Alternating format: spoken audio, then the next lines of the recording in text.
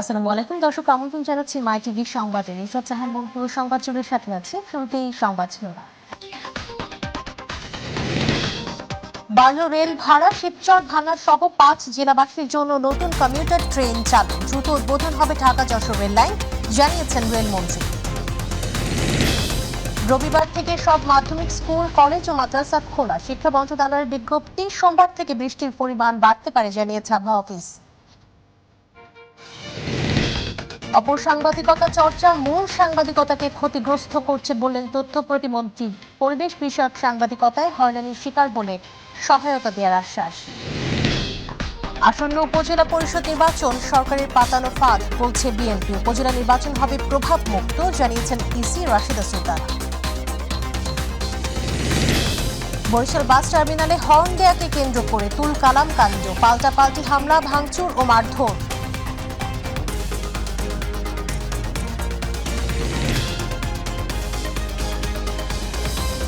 দর্শক, শিরোনাম বলছিলাম, এছাড়াও থাকছে মাই টিভির সাপ্তাহিক আয়োজন মাইটেক।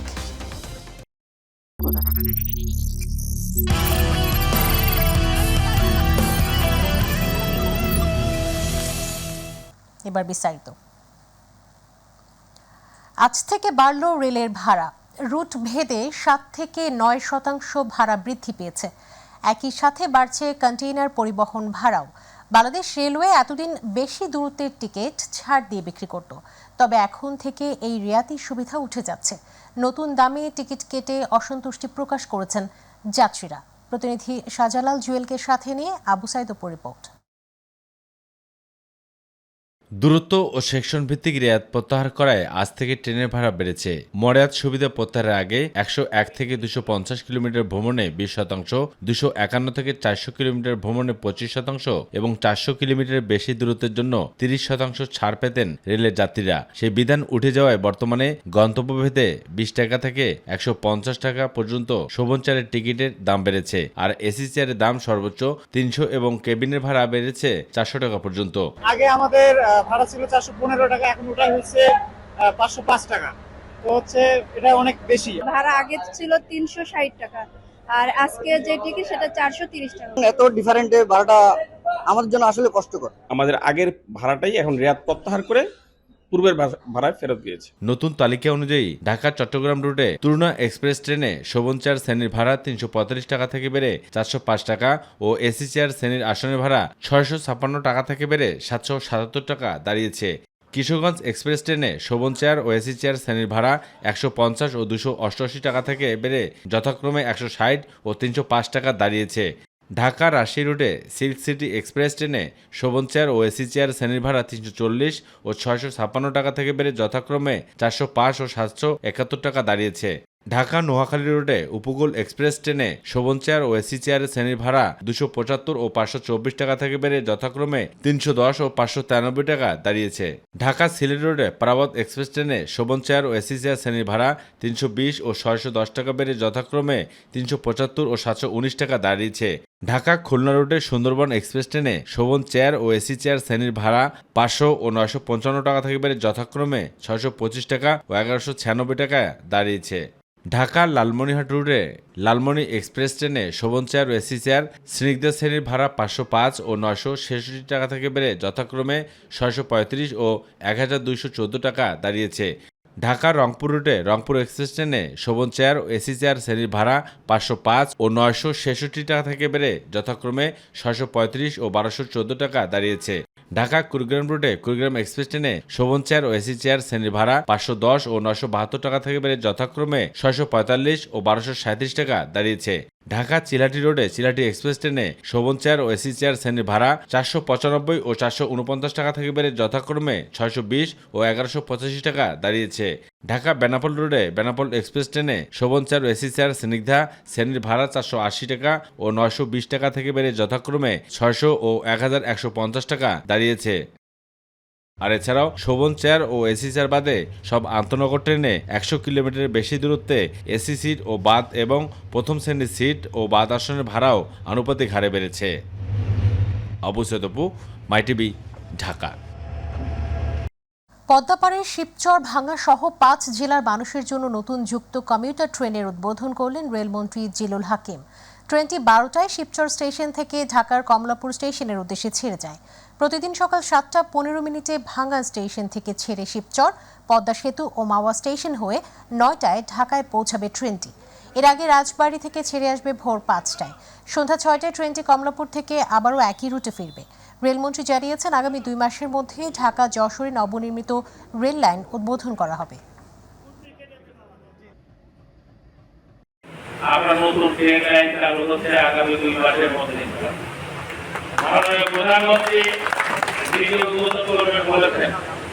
মাননীয় প্রধানমন্ত্রী ঢাকাকে আরেকটু জনসংখ্যা কমানোর জন্য ঢাকার পার্শ্ববর্তী এরিয়াগুলিতে মানুষ যেন বসবাস করতে পারে সেইটাকে চিন্তা করে মাননীয় প্রধানমন্ত্রী উন্নয়ন করতে।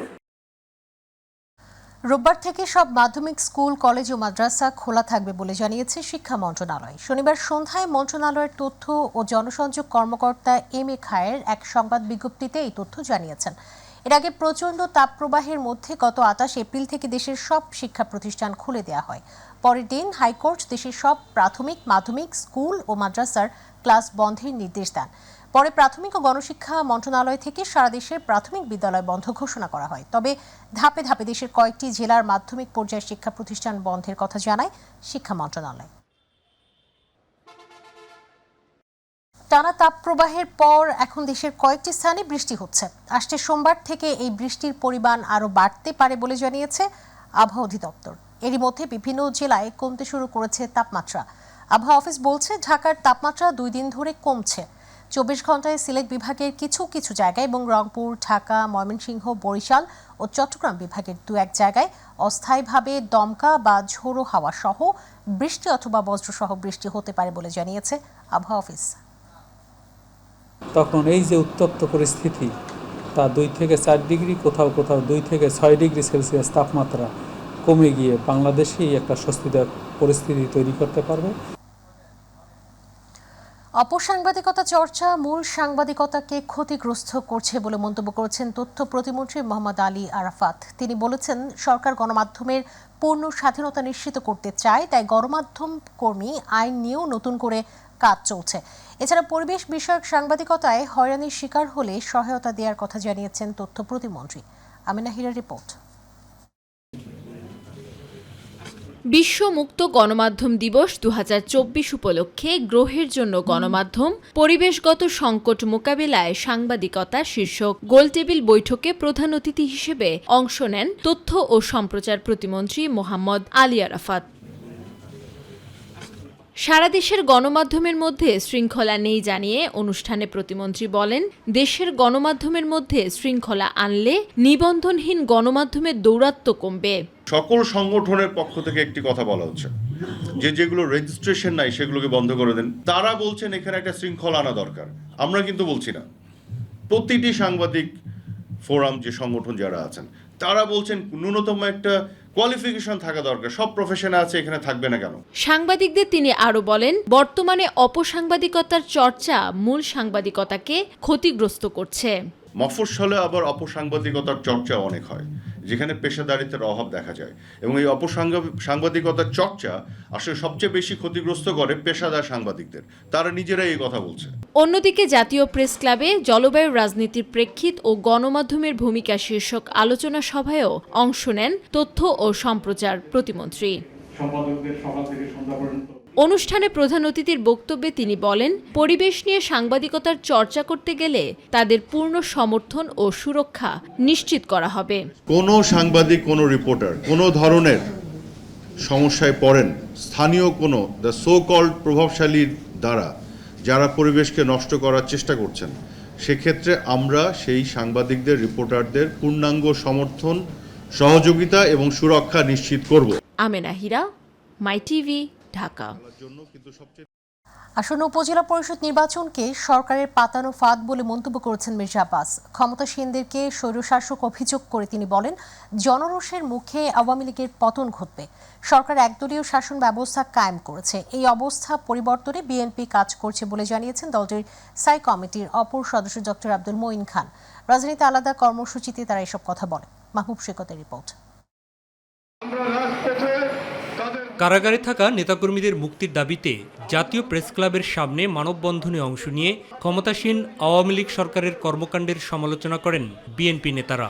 ক্ষমতা থেকে চলে যাক আপনার সরকার, এইটা কিন্তু জনগণ চায়, কারণ আপনি জনগণের সকল অধিকার সবগুলো আপনি হরণ করে ক্ষমতায় বসে আছেন। দ্বাদশ জাতীয় সংসদ নির্বাচনের মতো আসন্ন উপজেলা পরিষদ নির্বাচনও দেশের মানুষ প্রত্যাখ্যান করবে বলে মন্তব্য করেন দলটির স্থায়ী কমিটির সদস্য মির্জা আব্বাস। 7ই জানুয়ারি কি ভোট দিতে গিয়েছিল লোকজন? এবারও যাবে না। প্রতীকবিহীন উপজেলা নির্বাচন ফাঁদ ফেলেছিলেন, বিএনপিকেও নির্বাচনে নেবেন, কিন্তু বিএনপি নির্বাচন প্রত্যাখ্যান করেছে। যেই নির্বাচনে জনগণ ভোট দিতে পারবে না, সেই নির্বাচনের প্রয়োজন বাংলাদেশে নাই। একদিন না একদিন এই স্বৈর শাসকের পতন ঘটবেই জনরোষের মুখে। এদিকে ওলামা দলের নবনির্বাচিত কমিটির নেতাদের নিয়ে শেরেবাংলা নগর বিএনপির প্রতিষ্ঠাতা জিয়াউর রহমানের সমাধিতে ফুলেল শ্রদ্ধা জানানোর শেষে দলটির স্থায়ী কমিটির সদস্য ডক্টর আব্দুল মঈন খান অভিযোগ করেন, দুঃশাসনের কারণে দেশের মানুষ এখন অতিষ্ঠ।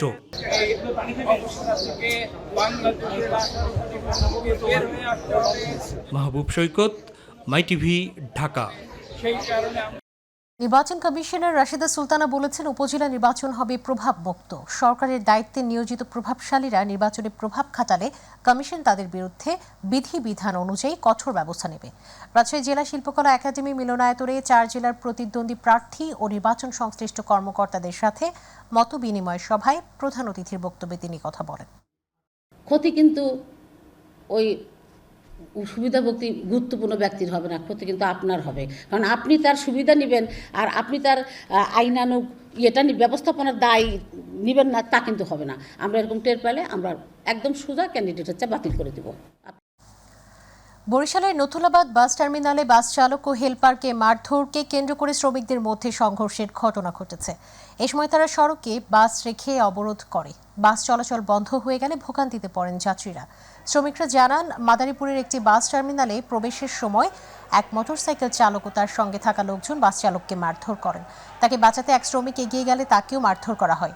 এ ঘটনায় ক্ষুব্ধ শ্রমিকরা দফায় দফায় বিক্ষোভ করে এবং হামলাকারীদের আটক করে তাদের মারধরের চেষ্টা চালায়। পরে পুলিশ এসে পরিস্থিতি নিয়ন্ত্রণে আনে। রাস্তা ব্যারিকেড দেওয়ার চেষ্টা করছে, 1 মিনিটের জন্য রাস্তা বন্ধ ছিল। পরবর্তীতে আমরা কথা বলে রাস্তা এই মুহূর্তে খোলা হয়েছে, রাস্তা যান চলাচল স্বাভাবিক আছে। দর্শক, এই মুহূর্তে বরিশালে রয়েছেন সহকর্মী পারভেজ রাসেল, সরাসরি যুক্ত হচ্ছেন আমাদের সাথে।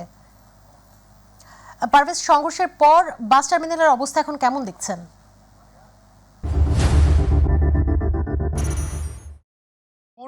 আপনি যেমনটা জানতে চেয়েছেন, জানেন যে আসলে আজ দিনভর কেন্দ্রীয় নতুলাবাদ বাস টার্মিনাল বরিশালের সেই চত্বরে এই মুহূর্তে আমি রয়েছি। এখানে প্রায় কয়েক শত পুলিশ রয়েছে অসংখ্য র্যাব রয়েছে, এছাড়াও আনসার সহ বিভিন্ন আইন শৃঙ্খলা রক্ষা বাহিনী। তারা কিন্তু আসলে দিনভর পরিশ্রম করেছেন এবং বাস স্ট্যান্ডে কিন্তু কয়েক দফায় কিন্তু সংঘর্ষ হয়েছে শ্রমিকদের মধ্যে একটি যাত্রীবাহী গাড়ির হর্ন দেয়াকে কেন্দ্র করে, এবং সেই সংঘর্ষের পরে কিন্তু অতিরিক্ত পুলিশ মোতায়েন করা হয়েছে এবং তারা যাতে আসলে সেই সংঘর্ষটা নিয়ন্ত্রণ করতে পারে সে লক্ষ্যে তারা কাজ করেছে। তারপরেও সন্ধ্যার পরে কিন্তু বরিশাল নগরীর এই কেন্দ্রীয় নতুলাবাদ বাস স্ট্যান্ডে যেসব রাস্তার পাশে বাস দাঁড়িয়েছিল সেই প্রায় কয়েকশো বাস কিন্তু শ্রমিকরা ক্ষিপ্ত হয়ে ভাঙচুর চালিয়েছে এবং সেই থেকে বরিশালের অভ্যন্তরীণ 14টি সহ প্রায় দূরপাল্লার সকল রুটের বাস চলাচল কিন্তু এই মুহূর্তে বন্ধ রয়েছে। এদিকে হঠাৎ করে শ্রমিক সংঘর্ষের কারণে বাস বন্ধ রাখায় কিন্তু সাধারণ যে যাত্রীরা তারা কিন্তু চরম দুর্ভোগে পড়েছে। তবে এই দফায় দফায় সংঘর্ষ হলেও কোনো শ্রমিককে কিন্তু এখন অবধি পর্যন্ত আইন শৃঙ্খলা বাহিনী আটক করতে পারেনি। অপরদিকে বরিশালের যারা 3 হুইলার যেসব গাড়ি রয়েছে, মাহেন্দ্র, আলফা, সিএনজি, সেই শ্রমিকরা বেশ কিছু বাস ভাঙচুর করেছে, এমনটা দাবি করছে বরিশালের বাস শ্রমিক সংগঠন এবং নেতৃবৃন্দরা। এই মুহূর্তে দেখাচ্ছি যে যতটুকু দেখানো যায় যে রাতের বেলা আসলে দেখেন কিভাবে বাসগুলোকে ভাঙচুর করেছে। এই বাসগুলো থামানো ছিল বাস স্ট্যান্ডে, সেই বাসগুলোকে ভাঙচুর করেছে। তাদের দাবি যে যদি মাহেন্দ্রা চলতে না পারে তবে কোনো বাসও চলতে পারবে না। সব মিলিয়ে এই মুহূর্তে উত্তপ্ত পরিস্থিতি বিরাজ করছে। শ্রমিক সংগঠনগুলোর কোনো নেতৃবৃন্দ নেই, সবাই আসলে তাদের মতো করে ছন্ন ছিটিয়ে রয়েছে এবং এই যে গাড়িগুলো ভাঙচুর হয়েছে, শ্রমিক আহতর ঘটনা ঘটেছে, উত্তপ্ত পরিবেশ, সব মিলিয়ে বরিশাল একেবারেই উত্তপ্ত। মাঝখানে প্রশাসন তারা দাবি করেছিলেন যে তারা মীমাংসা করবেন, কিন্তু এখন পর্যন্ত আমরা সেরকম কোনো আশ্বাস বা আশ্বস্তর বিষয়টা দেখতে পাইনি। তারপরও প্রশাসন বলছেন যাতে পরিবেশ নিয়ন্ত্রণে থাকে, কোনো বড় ধরনের সংঘাত সহিংসর ঘটনা না ঘটে সে লক্ষ্যে তারা কাজ করে যাবেন এবং এই ঘটনায় মামলাও হবে। মামলা যদি হয়ে থাকে সেক্ষেত্রে মামলার পরবর্তী যে পদক্ষেপগুলো সেগুলো প্রশাসন গ্রহণ করবে। তো আপাতত এই রয়েছে বরিশাল কেন্দ্রীয় নতুল্লাবাদ বাস টার্মিনাল থেকে আমার কাছে শ্রমিক সংগঠন, গাড়ি ভাঙচুর এবং উত্তপ্ত পরিবেশের যতটুকু তথ্য ছিল আমার কাছে। মন পারভেজ, আপনাকে ধন্যবাদ। দর্শক, বরিশাল থেকে বাস টার্মিনালে সংঘর্ষের বিষয়ে সবশেষ তথ্য জানাচ্ছিলেন সহকর্মী পারভেজ রাসেল। পূর্ব সুন্দরবনে আগুন লাগার ঘটনা ঘটেছে বিকেল 4:30টার দিকে। চাঁদপাই রেঞ্জের আমরবুনিয়া ও গুলশাখালীর মাঝামাঝি এলাকায় এই আগুনের ঘটনা ঘটে। আগুনে পুড়ে গেছে কয়েক মিটার বনাঞ্চল। পূর্ব সুন্দরবনের চাঁদপাই রেঞ্জের স্টেশন কর্মকর্তা আনিসুর রহমান এই তথ্য নিশ্চিত করেছেন। বনের ভেতর মধুর সংগ্রহে মোবাইলের আগুনে এই আগুনের সূত্রপাত বলেও জানান তিনি। আগুন নিয়ন্ত্রণে এরই মধ্যে বাগেরহাট ফায়ার সার্ভিসের 2টি ইউনিট সহ বন বিভাগের 4টি ফাঁড়ির বনরক্ষীরা মিলে আগুন নিয়ন্ত্রণে কাজ শুরু করে। এছাড়া পূর্ব সুন্দরবনের বন কর্মকর্তারা আগুন নিয়ন্ত্রণে কাজ করছেন।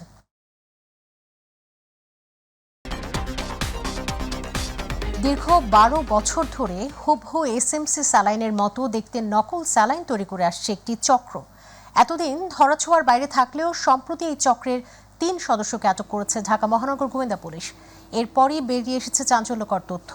জানা গেছে এসব স্যালাইন তৈরিতে ব্যবহার করা হতো চিনি ও লবণের মিশ্রণ, যা খেলে কিডনি ছাড়াও লিভারের ক্ষতি হওয়ার শঙ্কা রয়েছে। দুপুরে ডিবি কার্যালয়ে সংবাদ সম্মেলনে এসব তথ্য জানিয়েছেন ডিএমপির অতিরিক্ত কমিশনার ডিবি প্রধান হারুনুর রশিদ। তিনি জানিয়েছেন চক্রটির 3 সদস্যকে আটকের পাশাপাশি উদ্ধার করা হয়েছে 2800 প্যাকেট নকল খাবার স্যালাইন। জনদরদি যারা তারা সবাই রাস্তাঘাটে বিভিন্ন জায়গাগুলিতে যে এই প্রচণ্ড রৌদ্রের কারণে যে রিক্সাওয়ালা থেকে শুরু করে খেটে খাওয়া মানুষদের যখন স্যালাইন দেওয়া শুরু করলো, তখন দেখা গেল এই স্যালাইনও নকল করা হলো। অর্থাৎ এটা হলো ওর স্যালাইনটা হলো আসল, এখানে লেখা আছে ওর স্যালাইন এন, ওর স্যালাইন এন, এটা হলো এসএমসি, কোনো কালো দাগ নেই। কিন্তু তারা এর আদলেই তারা আরেকটা নকল বানালো, সেখানে কালো দাগ, আর এসএমসি জায়গায় এসএনসি। এনআইডি, টিন সার্টিফিকেট ও ফ্ল্যাটের কাগজ জাল করে বিভিন্ন আর্থিক প্রতিষ্ঠান থেকে মর্টগেজের নামে কোটি কোটি টাকা হাতিয়ে নিয়েছে একটি চক্র। চক্রটির 11 জনকে গ্রেফতারের পর সংবাদ সম্মেলনে সিআইডি জানিয়েছে এই চক্রে ব্যাংক কর্মকর্তা, ভূমি অফিসের কর্মকর্তা সহ জাতীয় পরিচয়পত্র পরিদপ্তরের কয়েকজন জড়িত। নুসরাত শারমিনের রিপোর্ট। 2.5 কোটি মানুষের ঢাকায় স্বাচ্ছন্দ্যে থাকতে অনেকেই কিনছেন ফ্ল্যাট। পুরো টাকা না থাকলেও আর্থিক প্রতিষ্ঠান থেকে লোন নিয়ে হলেও করছেন স্বপ্ন পূরণ, যার সুযোগ নিয়ে অসাধু একটি চক্র হাতিয়ে নিয়েছে কোটি কোটি টাকা। গেল সপ্তাহে এই চক্রের 4 জনকে গ্রেফতার করেছেন সিআইডি, যাদের তথ্য মতে শুক্রবার গ্রেফতার করা হয় আরও 7 জনকে। সংস্থাটি বলছে চক্রটি জালিয়াতির মাধ্যমে একটি ফ্ল্যাট দেখিয়ে 6টি ব্যাংক থেকে একাধিকবার লোন নিয়েছে। এক ব্যক্তি একই ফ্ল্যাট ডুপ্লিকেট দলিল তৈরি করে 6টি আর্থিক প্রতিষ্ঠান থেকে লোন নিয়েছে 8 কোটি টাকা এক ব্যক্তি। তারা কিভাবে একাধিক এনআইডি তৈরি করত তা খতিয়ে দেখা হচ্ছে বলে জানান সিআইডি প্রধান। এছাড়াও এর সাথে আরও কারা জড়িত তা তদন্ত করা হচ্ছে বলেও জানান সংস্থাটি। বায়োমেট্রিক তো একজনের এগেইনস্টে একটা হয়, তো ওরা অ্যাডভান্স কিছু যারা এই কাজগুলির সাথে জড়িত, এটা ওদের একটা পলিসি আছে, এটা আমি এই মুহূর্তে বলতে চাচ্ছি না। আমি কিছু তথ্যপত্র নিয়ে আরও কিছু লোক এনে জিজ্ঞাসাবাদ করে তারপর ওদের যে মোডাস অপারেন্ডি, অপরাধ করার যে প্রবণতা, যে ধরন, এই ধরনটা আমি আপনাদের জানাবো। রাঘব বল যারা এর পিছনে যেই জড়িত থাকুক তাকে আইনের আওতায় আনা হবে। রাজধানীতে এমন চক্র আরও রয়েছে এবং তাদের ধরতে অভিযান অব্যাহত থাকবে। সেই সাথে সকলকে সচেতন থাকার আহ্বানও জানান সিআইডি প্রধান। তাদের ইন্টাগ্রেশন করে অনেক। নুসরাত শারমিন, মাই টিভি, ঢাকা। কুমিল্লায় গোয়েন্দা পুলিশের অভিযানে প্রতারক চক্রের 7 জন ও ডাকাতির প্রস্তুতিকালে 5 জন সহ মোট 12 জনকে গ্রেফতার করেছে। জেলা পুলিশ সুপার আব্দুল মান্নান জানিয়েছেন, গ্রেফতার প্রতারক চক্রের সদস্যরা দীর্ঘদিন ধরে নারীদের দিয়ে ব্ল্যাকমেইল করে সাংবাদিক ও ডিবি পুলিশ পরিচয়ে অর্থ হাতিয়ে নিত। এদিকে একই দিন সড়কে ডাকাতির প্রস্তুতির সময় দেশীয় অস্ত্রসহ 5 জনকে গ্রেফতার করা হয়েছে। গ্রেফতার প্রত্যেকের বিরুদ্ধে একাধিক মামলা রয়েছে। প্রায় 6 মাস পেঁয়াজ রপ্তানির উপর নিষেধাজ্ঞা জারি রাখার পর অবশেষে তা তুলে নিল ভারত। শনিবার দেশটির বৈদেশিক বাণিজ্য নিয়ন্ত্রণ বিষয়ক কেন্দ্রীয় সংস্থা directorate general of foreign trade এক বিজ্ঞপ্তির মাধ্যমে এই তথ্য জানিয়েছে। গত বছর ডিসেম্বরে পেঁয়াজ রপ্তানিতে নিষেধাজ্ঞা দেয় কেন্দ্রীয় সরকার। প্রথম পর্যায়ে নিষেধাজ্ঞার মেয়াদ 2024 সালের 31 মার্চ পর্যন্ত হলেও পরে তা বাড়ানো হয়। সাইদুর রহমান আবিরের রিপোর্ট। পেঁয়াজ রপ্তানিতে নিষেধাজ্ঞা তুলে নিল ভারত সরকার। শনিবার এক প্রজ্ঞাপনে পেঁয়াজ রপ্তানিতে নিষেধাজ্ঞা তুলে দেওয়ার কথা জানায়। মহারাষ্ট্রের লোকসভা নির্বাচনকে সামনে রেখে সেখানকার ব্যবসায়ীদের স্বস্তি দিতেই মূলত এই সিদ্ধান্ত নেওয়া হয়। শনিবার দেশটির বৈদেশিক বাণিজ্য নিয়ন্ত্রক বিষয়ক কেন্দ্রীয় সংস্থা ডিজিএফটি এক প্রজ্ঞাপনে পেঁয়াজ রপ্তানিতে নিষেধাজ্ঞা তুলে নেয়ার কথা জানায়। এছাড়া প্রজ্ঞাপনে প্রতি টন পেঁয়াজের ন্যূনতম রপ্তানি মূল্য $550 নির্ধারণ করে দিয়েছে সংস্থাটি। 2023 সালের ডিসেম্বরে পেঁয়াজ রপ্তানির উপর নিষেধাজ্ঞা দেয় ভারত। 31 মার্চ এই নিষেধাজ্ঞা শেষ হওয়ার আগেই তা অনির্দিষ্টকালের জন্য করা হয়। এবার সেই নিষেধাজ্ঞা প্রত্যাহার করে নিল প্রতিবেশী দেশটি। তবে নিষেধাজ্ঞা চলাকালেও ভারত সরকার সীমিত আকারে বাংলাদেশ, শ্রীলঙ্কা এবং আমিরাতে পেঁয়াজ রপ্তানি করেছে। ভারতের বিশেষ করে মহারাষ্ট্রের পেঁয়াজ চাষি ও ব্যবসায়ীরা অনেক আগে থেকেই পেঁয়াজ রপ্তানির নিষেধাজ্ঞা প্রত্যাহারের দাবি জানিয়ে আসছে, কারণ রপ্তানিতে নিষেধাজ্ঞা দেওয়ার পরই তারা ক্ষতিগ্রস্ত হয়। সাইদুর রহমান আবির, মাই টিভি নিউজ ডেস্ক। সম্প্রতি বরগুনার পাথরঘাটায় সংবাদ প্রকাশের কারণে আলাদা ঘটনায় 7 সাংবাদিকের বিরুদ্ধে সাইবার নিরাপত্তা আইনে একাধিক মামলা এবং পিরোজপুরের মঠবাড়িয়া উপজেলায় একটি বেসরকারি টেলিভিশনের প্রতিনিধির উপর হামলার প্রতিবাদে রাজধানীতে মানববন্ধন ও বিক্ষোভ সমাবেশ করেছে বরিশাল ডিভিশনাল জার্নালিস্ট অ্যাসোসিয়েশন। জাতীয় প্রেস ক্লাবের সামনে আয়োজিত কর্মসূচিতে ঢাকা সাংবাদিক union, Dhaka reporters unity, reporters against corruption, television camera journalist association সহ বিভিন্ন সংগঠনের বর্তমান ও সাবেক নেতারা সংহতি প্রকাশ করেন। এ সময় বক্তারা অবিলম্বে জড়িতদের গ্রেফতার করে আইনের আওতায় আনার দাবি জানিয়েছেন। পিরোজপুরের মঠবাড়িয়াতে সেই হামলার বিচার আমরা চাই। পাথরঘাটায় যে 6 জন সাংবাদিকের বিরুদ্ধে ডিজিটাল সিকিউরিটি অ্যাক্টে মামলা করা হয়েছে, সেই মামলা প্রত্যাহার করতে হবে। সরকারি দলের কোনো না কোনো নেতার ইঙ্গিত ছাড়া এই ঘটনা ঘটে নাই। সাংবাদিকরা যুগে যুগে কালে কালে নির্যাতিত হয়েছে, তারা কিন্তু সাংবাদিকতা ছেড়ে যাননি। বাংলাদেশের আনাচে কানাচে যত সাংবাদিক হামলা এবং মামলার শিকার হয়েছে তাদের পক্ষে আমাদের অবস্থান। আমাদের লেখনীর মাধ্যমে আমরা আমাদের প্রতিবাদ চালিয়ে যেতে চাই এবং একই সাথে রাজপথে।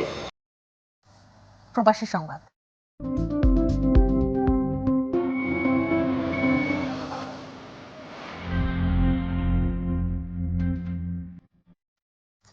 কুয়েতে অবস্থানরত প্রবাসী বাংলাদেশিদের ভোটার নিবন্ধন ও জাতীয় পরিচয়পত্র এনআইডি সেবা প্রদান কার্যক্রমের উদ্বোধন করা হয়েছে। কুয়েত প্রতিনিধি আলাবিন রানা জানিয়েছেন, শুক্রবার দূতাবাসের মাল্টিপারপাস হলে দেশটিতে নিযুক্ত রাষ্ট্রদূত মেজর জেনারেল অবসরপ্রাপ্ত মোহাম্মদ আশিকুজ্জামানের সভাপতিত্বে প্রথম সচিব দূতালয় প্রধান মনিরুজ্জামানের সঞ্চালনায় অনুষ্ঠানে প্রধান অতিথি ছিলেন বাংলাদেশ নির্বাচন কমিশনের কমিশনার ব্রিগেডিয়ার জেনারেল অবসরপ্রাপ্ত মোহাম্মদ আহসান হাবিব খান। আরও উপস্থিত ছিলেন দূতাবাসের ঊর্ধ্বতর কর্মকর্তা সহ বাংলাদেশ কমিউনিটির বিভিন্ন শ্রেণী পেশার প্রবাসী বাংলাদেশিরা।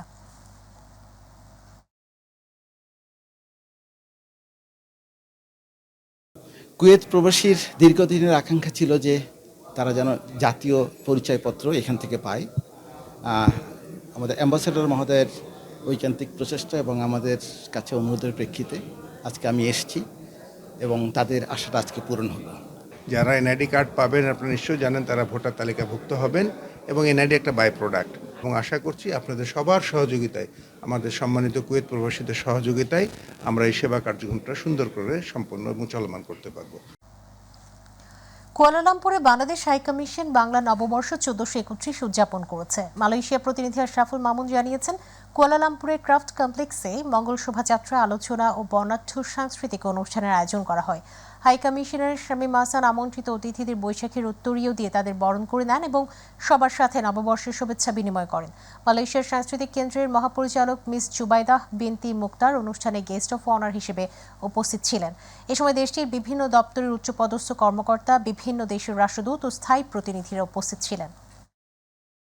বাংলাদেশি পণ্যকে তুলে ধরার জন্য তাদের যে চেষ্টা, সেটা আসলে সত্যিই ধন্যবাদ জানাতে হয় তাদেরকে। The fashion show was very beautiful.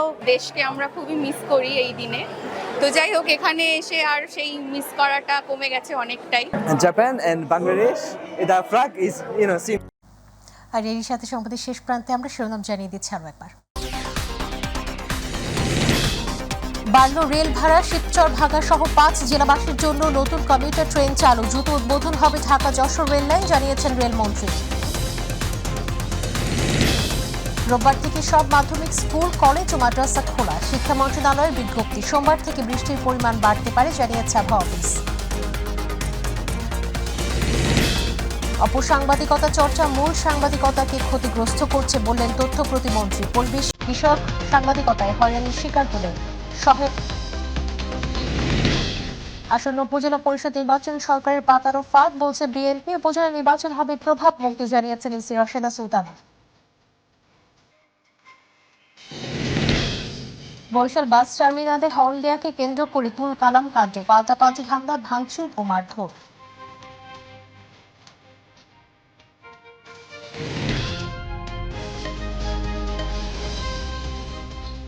সঙ্গে থাকার জন্য ধন্যবাদ। পরে সংবাদ দেখার আমন্ত্রণ জানিয়ে বিদায় নিচ্ছি। আল্লাহ হাফেজ।